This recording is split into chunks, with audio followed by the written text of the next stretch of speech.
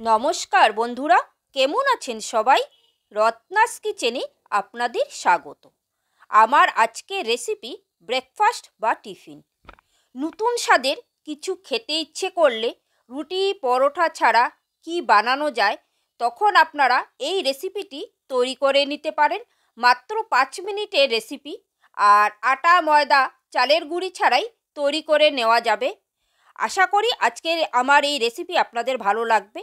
যদি ভালো লাগে লাইক কমেন্ট শেয়ার করতে ভুলবেন না, আর আমার চ্যানেলটিকে সাবস্ক্রাইব করে পাশে থাকা বেল আইকনটি প্রেস করে দিবেন, তাহলে আমার নিত্য নতুন ভিডিও সবার প্রথম আপনি পেয়ে যাবেন। যারা ফেসবুক থেকে আমার ভিডিওটি দেখছেন, যদি ভালো লাগে আমার পেজটিকে ফলো করে দিবেন।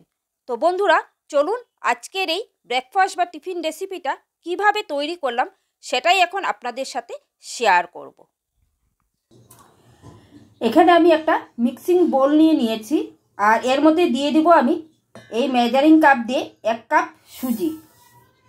এখন আমি প্রথমে সুজিটাকে একটু মিক্সিতে ব্লেন্ড করে নেব। সুজিটাকে দেখুন আমি খুব ভালোভাবে এটাকে গুঁড়ো করে নিয়েছি, একদম পাউডারের মতো করে নিতে হবে সুজিটাকে।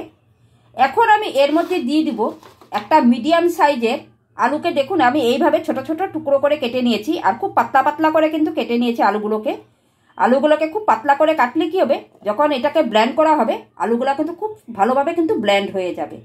তো আমি একটা মিডিয়াম সাইজের আলুকে এর মধ্যে দিয়ে দিলাম,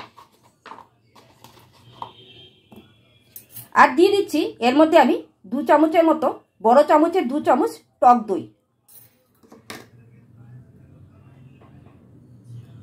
আর দিয়ে দিচ্ছি যে কাপ দিয়ে আমি সুজি মেপে নিয়েছিলাম সেই কাপেরই ½ কাপ জল।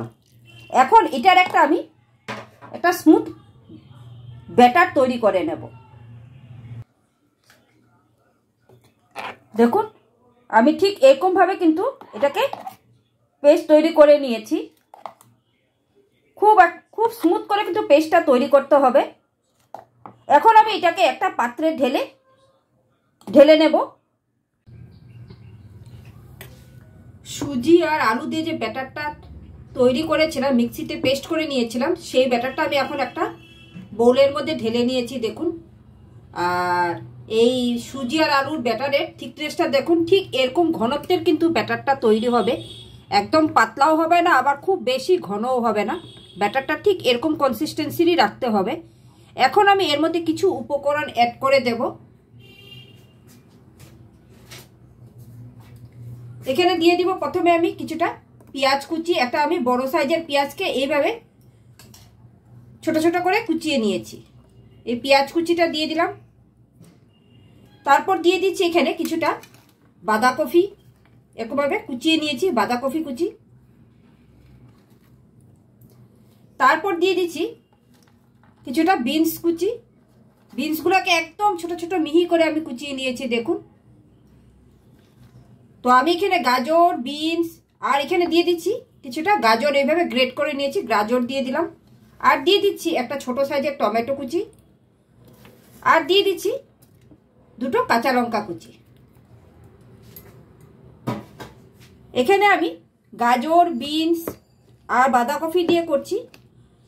আপনারা চাইলে আরও অন্য ভেজিটেবলও কিন্তু এর মধ্যে অ্যাড করতে পারেন। এখন এগুলোকে খুব ভালো করে একটু মিশিয়ে নেব এই ব্যাটারটার সাথে।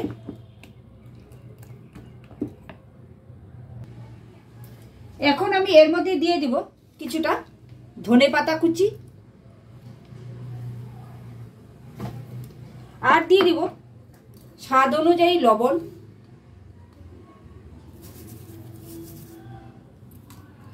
আর দিয়ে দিচ্ছি 1 চামচের মতো গোলমরিচ। এখানে আমি গোলমরিচটাকে আধ ভাঙ্গা করে গুঁড়ো করে নিয়েছি, গোলমরিচের গুঁড়োটা দিয়ে দিলাম। আর দিয়ে দিচ্ছি এখানে আমি ½ চামচের মতো একটু চিনি। এতে কিন্তু এই নাস্তাটা খেতে খুব ভালো লাগবে। মিষ্টিটা আপনারা অবশ্যই একটু অ্যাড করবেন। এখন আমি এগুলোকে খুব ভালো করে একটু প্রথমে মিশিয়ে নেব।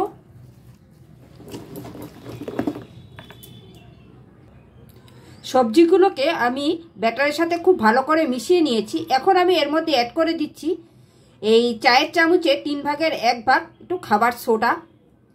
এতে কি হবে, নাস্তাগুলো বেশ ফুলবে আর ভিতরটা কিন্তু বেশ সফট হবে আর জালিদার হবে। এখন আমি এটার মধ্যে একটু লেবুর রস 2-3 ফোঁটা দিয়ে দিচ্ছি, যাতে খাবার সোডাটা ভালো করে অ্যাক্টিভ হয়ে যায়। এখন আমি এটাকে খুব ভালো করে মিশিয়ে দেবো খাবার সোডাটাকে। আর এই খাবার সোডাটা মিশানোর সময় কিন্তু একই ডাইরেকশনে মিশাতে হবে। খুব ভালো করে মিশিয়ে নিচ্ছি।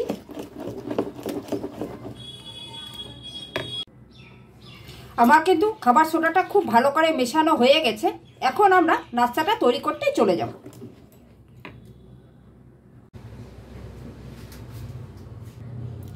এখানে আমি একটা তড়কা প্যান বসিয়ে এর মধ্যে আমি 1 চামচের মতো সাদা তেল দিয়ে দিয়েছি। আর এই তড়কা প্যানের মধ্যে এখন আমি ব্যাটারটা 1 হাতা করে এইভাবে দিয়ে দেব। আর হিটটাকে কিন্তু একদম লোতে রেখে এই নাস্তাগুলো তৈরি করব। আর উপর থেকে এরকম একটা ঢাকা চাপা দিয়ে দেব। আর 1 মিনিটের মতো এইভাবে রেখে দেব। 1 মিনিট হয়ে গেলে পরে তখন নাস্তাটাকে উল্টে দেব। ঢাকাটা এখন তুলে দেব। দেখুন নাস্তাটা কতটা ফুলে গেছে, একদম বলের মতো হয়ে গেছে। এখন এটাকে আমি একটু উল্টে দেব এইভাবে। আর এইভাবে আবারও একটু তেলটা ছড়িয়ে দিব, যাতে ওই সাইডটাও একটু সুন্দর করে ক্রিস্পি হয়ে ভাজা হয়ে যায়। এখন ওই সাইডটাকেও আমি 1 মিনিটের মতো একটু লাল করে ভেজে নেব।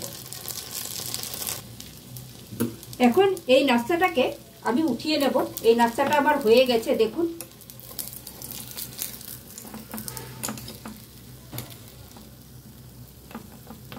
কতটা সুন্দর হয়েছে দেখতে। তো আমি আপনাদেরকে আরেকটা করে দেখাচ্ছি।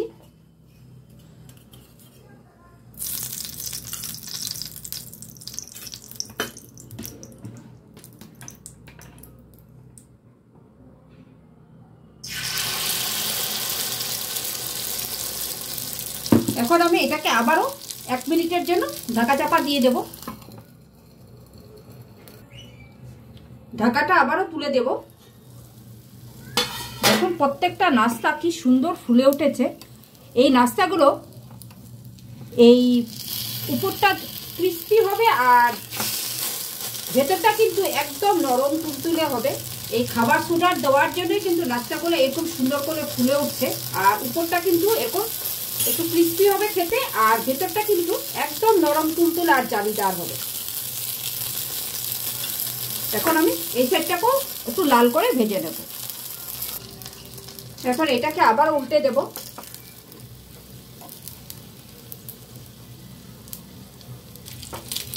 এই নাস্তাটাকেও আমি তুলে নিচ্ছি। এটাও আমার হয়ে গেছে। তো আমি এইভাবেই সবগুলো নাস্তা তৈরি করে ফিরে আসছি। দেখুন কতটা সুন্দর হয়েছে দেখতে।